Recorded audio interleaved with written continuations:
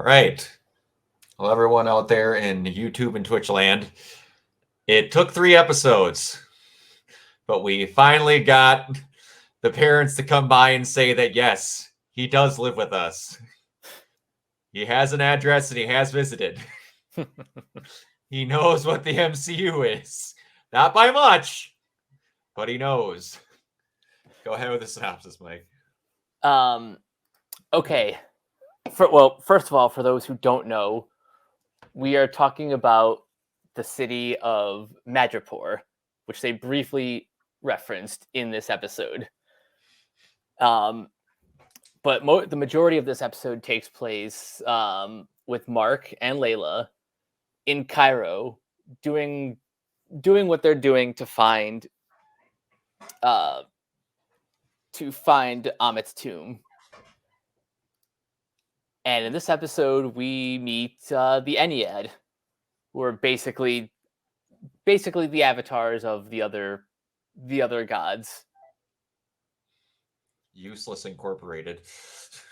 Yeah, that's pretty much their role in this episode. Lord. Anyone knows, in my opinion, they about served the purposes of the Mortal Kombat Elder Gods. There are a few things that are more worthless in any form of what I want to say greater media, in my opinion, than the Elder Gods in Mortal Kombat and the Ennead. Fit that pretty good. I'm not going to say that I don't like this episode, but I will admit, to me, this episode felt really, really uneven and didn't kind of know what it wanted to be. You're not wrong. I mean, there are things I liked about the episode as a whole. The whole, getting more time to establish Mark and Layla's relationship. Mm-hmm. The back and forth between him and Steven is a lot of fun.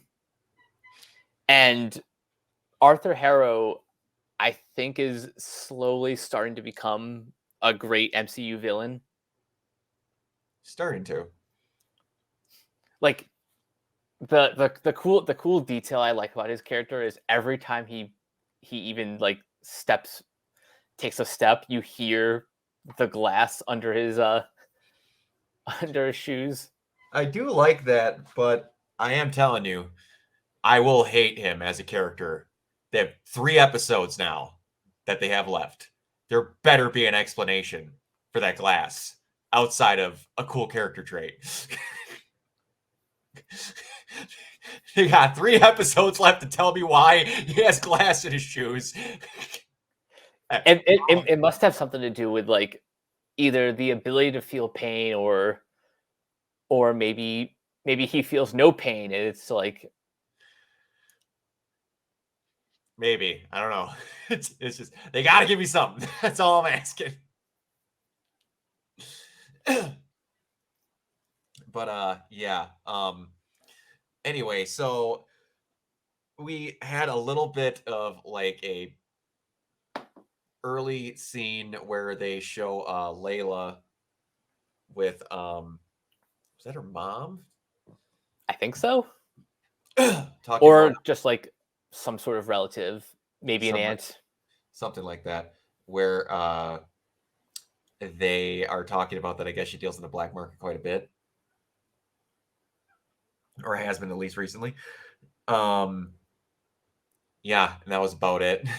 It's basically what we got that. But one thing we did get, and they went out of their way to mention it, but also not mention it, that someone was beating the shit out of random thugs in Egypt, and it wasn't Steven or Mark. Maybe it is that third. Lockley. It very well could be if it's not those two. Yeah, because they didn't just mention it once as an off joke. They mentioned it 2 or 3 times that Steve was like, I didn't do that to those people. What are you talking about? The Mark's like, I would have murdered them, but I didn't.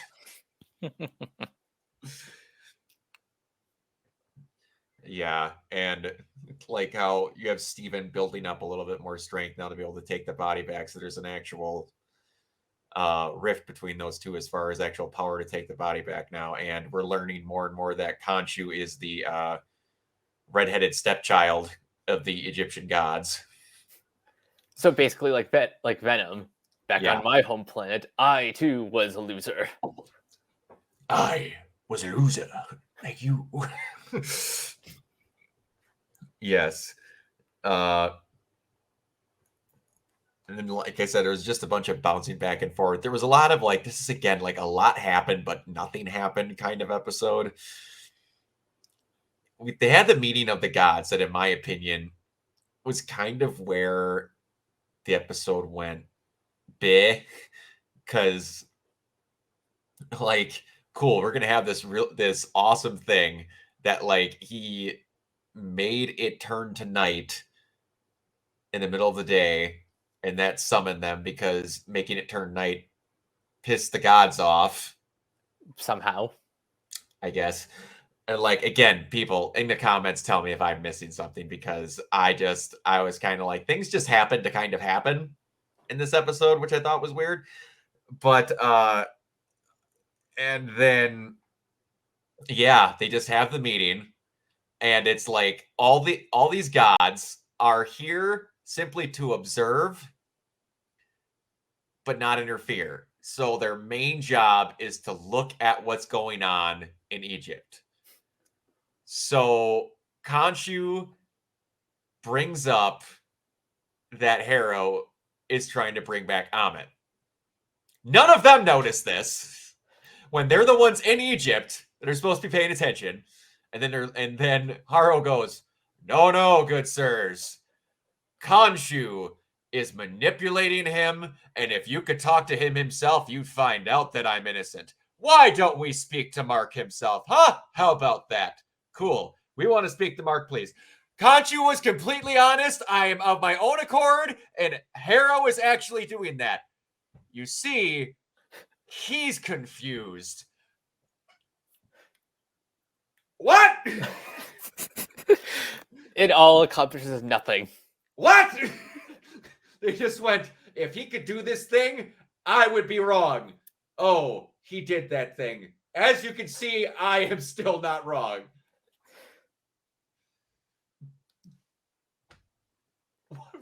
What the actual hell was the point of that whole scene? We went back to less than where we were at with that scene. All you got out of that entire scene was them looking for Senfu. That was it. You know what that scene was? It's the meme of Patrick and what's the guy's name, like Man Ray. It's shoot. I know what you're talking about. Yeah, it's the scene with the wallet. The wallet. Is this exact proof that Amit is doing this? Yes. So if I open this and it said that you're observing this and it is Amit, yes? All right. Did Amit do this? No. Or I mean, did Harrow do this? No. Guys, you went out of your way to say that the four of you, these omnipresent beings, have your avatars here to specifically look after this. Y'all are blind as bats. Seriously. Ah.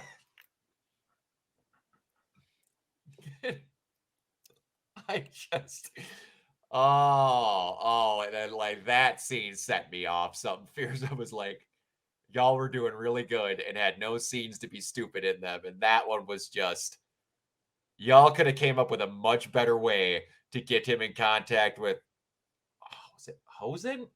What was her name? It was the music and Hathor, the music and love god. You could have just had him contact her. That whole scene was useless. That whole scene was legitimately useless. And I mean, unless that was the point of the Ennead, to just make a point that they are in fact useless. In fact, bordering on less than useless. But yeah, anyway, so yeah, still got nothing on the glass. That was my note. Layla and Mark have some regrets about the relationship, but I don't know how much time we're actually going to get with that. And we got kind of a maybe tease that Mark killed Layla's dad. That's certainly what they're implying. Yeah. I suppose if it was like black market something to get the scarab, maybe, or whatever, it could be. I guess the detail that we'll, I guess, get back to. Yeah, I'm not quite sure what what direction they're heading in. Yeah. Because like they've been together enough and they're going to get married, and now all of a sudden it's like they're not telling each other stuff. I'm like, he just only didn't tell you he didn't have another personality.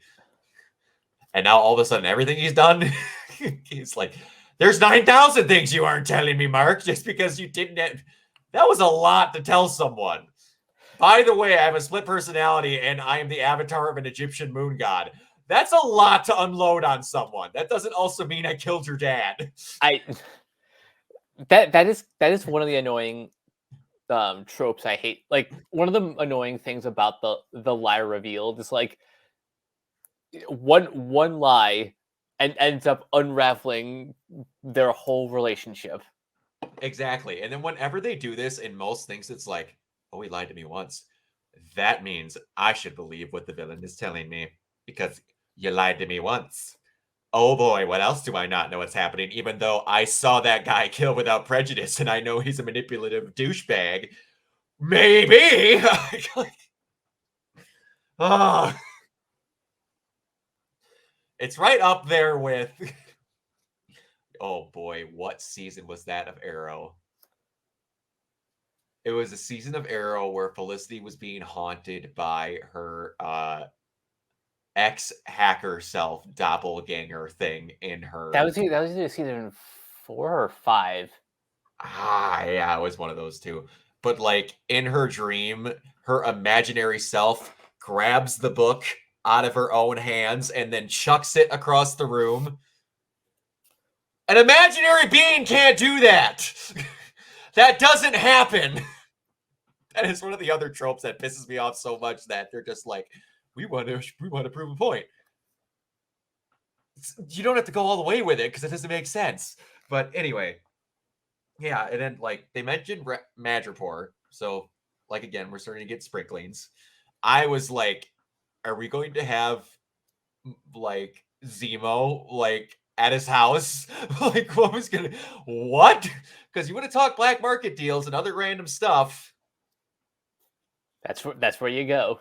That's where you go. But wait, hold on. No, that couldn't even make sense because Zemo's with balls. What's their name? He got given over to them after Bucky showed me what. What's her name? Valentina? No. Didn't he give him to the Doja Meringue? Yes, I think. Yeah, because he had the whole thing where he proved to him that he wasn't a killer and then he handed him over to them, if I'm not mistaken, if I'm remembering that correctly. Because at the end of that, what's his nuts? Diet Coke Captain America. Can't remember his name. Oh, U.S. agent. U.S. agent ends up with Valentina. That's right. I like John Walker. That's what his name is. Yeah, I remember U.S. agent. I just couldn't remember what the guy's name was. But and then I was like, maybe it's her. Maybe it's oh my gosh, Sharon Carter. She could have been her too because she's the information power broker. Maybe some stuff like that. Even though people weren't entirely too happy about that character choice.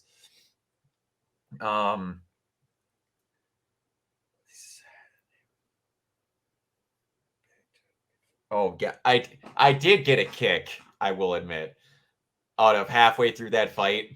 Steven gets his ass whipped for about 2 seconds. It's like, wait, I screwed up bad. I don't know how to fight. You take the body back. After he's stabbed like 7 times with poles. I'm just happy we get to see the Mr. Knight suit again. It's so weird. It looks like it's made from scraps because, like, somehow the Moon Knight costume, which is made of nothing but random wraps, looks more better put together than the random off bridled incision whatever that the Mr. Knight the Mr. Knight uniform is made of.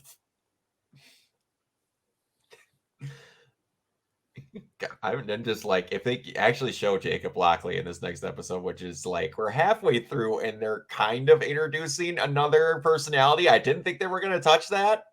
If we see like another version of Moon Knight, which I don't know if there is another one.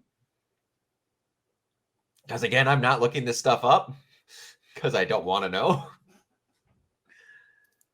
But, oh, speaking of other tropes that I hate. Oh boy. Hey, Marvel. Never take his mask off again to have Oscar Isaac talk. That is unnecessary. And that is Spider-Man 3-horse shit. I don't need to see his face. I don't. You have a really cool looking mask for a reason. You can convey emotion through your voice. Keep the damn mask on. And he's already done voiceover before, so like he shouldn't have a problem with that. Exactly. And oh, he's upset, so he's screaming. Cool. I can imagine that he's making a snarly face. I know Oscar Isaac's a good actor. I can just imagine that he's doing well. Keep the mask on. Yeah. Just saying. But yeah, and then we get I was confused. Tell me why Mark is attempting to put together this star map thing on the hood of the car under like a spotlight, like a random like hook together light that they have. And they're like, we need to give Steven, we need to give it to Steven, we need to give it to Steven. He's like, no. Conscious, like, he won't give you the body back. And then he's like, no, wait, I got this covered. So he then walks away 20 feet to where it's impossible to see. And you have no clean surface to apply the tape with. And then he gives it to Steven and Steven is just able to do it with yeah. In a much worse working environment, when all you did was give Steven a handicap and a roll of tape. Why did you move over there? What was accomplished? I don't get a lot of directing choices in this episode, if y'all can't notice.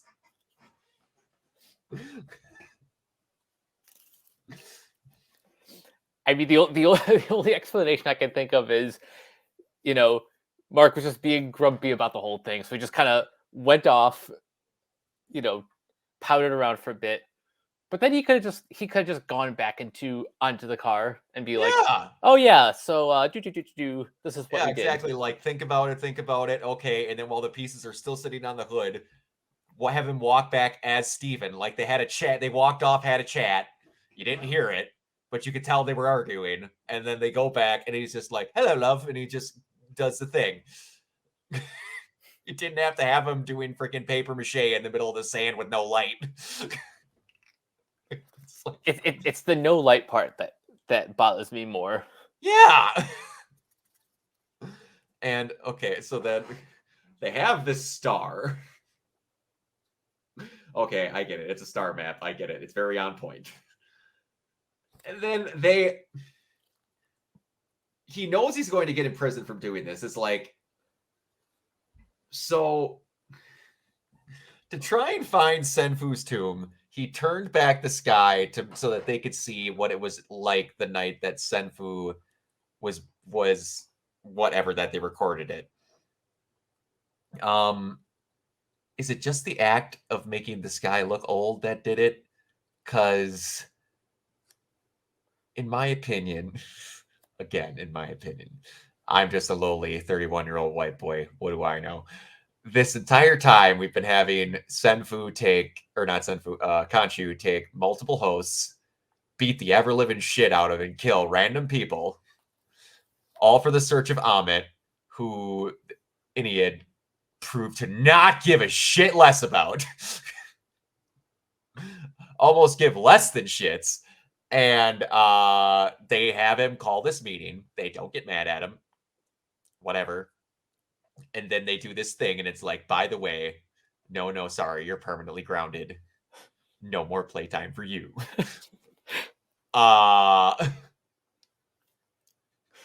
What? I don't understand the offense here. I don't either. Like, are the gods just like petty assholes who don't like people touching their stuff? It's one of those things where it's like, give or take, this is not disrespecting IT people, but this is respecting the no, not engineering people, because I have good friends who are engineers and family who are engineers. But I've worked at places and partially do work still at a place where the engineers and the people that are working in our ideas department randomly go, well, even if it doesn't help, I have to do something that proves I still deserve a paycheck. Guys, Conchu did a thing again. I think we should ground him. Why? Because we haven't done a thing in a long time. And we should let him know that we're still important. So we're going to, like, imprison him for life because he turned the sky back. Even though it didn't affect the world whatsoever, outside of making people probably think they were hallucinating. And now we have Senfu's location. With that being said, the actual sequence was pretty cool. Oh, the sequence was awesome. It was great. And, like, they showed an actual bonding moment between him and Steven, and he's like, come and get me. So I assume the next episode is going to be them getting Senfu plus getting him back. So there's going to have to be a scene where even more useless Ennead gods are somehow infiltrated by either Mark or Steven, and they just take back Kanchu.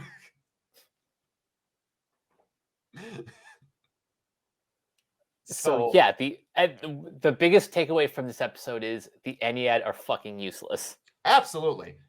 Unbelievably, absolutely. And then the other takeaway we get also is that, by the way, not only do we not care to watch you do all of this shit where you were out in broad daylight with giant groups of people committing murder in Amit's name, looking for Amit's tomb, showing cult-like presentations for how much you have a giant hard-on that you could see from space for Amit. We're too blind to notice that you're doing all this. But also, by the way, we're going to bring you back to our secret meeting place, let you rub your still beating hard-on all over Khonshu that you got your way, and we're also just not going to notice that you're evil.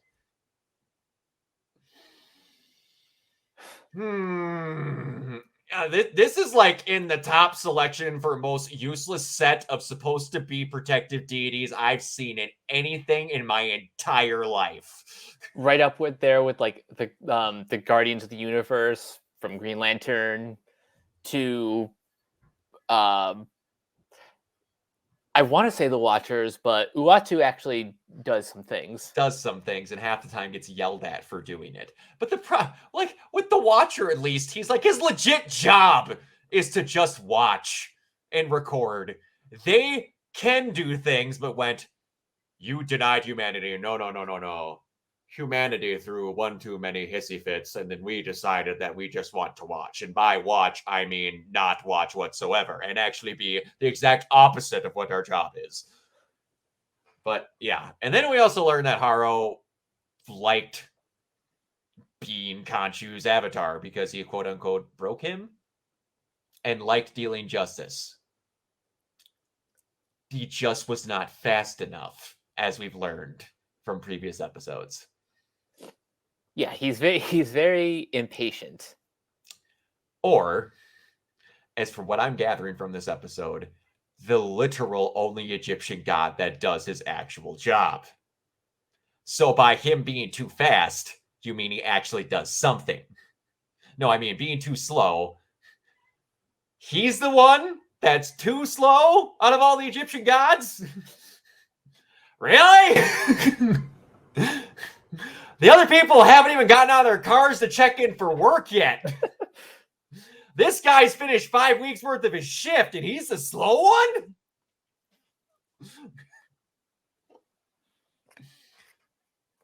It's like, man, all the other like Marvel shows up to this point have all been great for all their things, if not just dipped slightly. This one for me really had no idea what it wanted to be.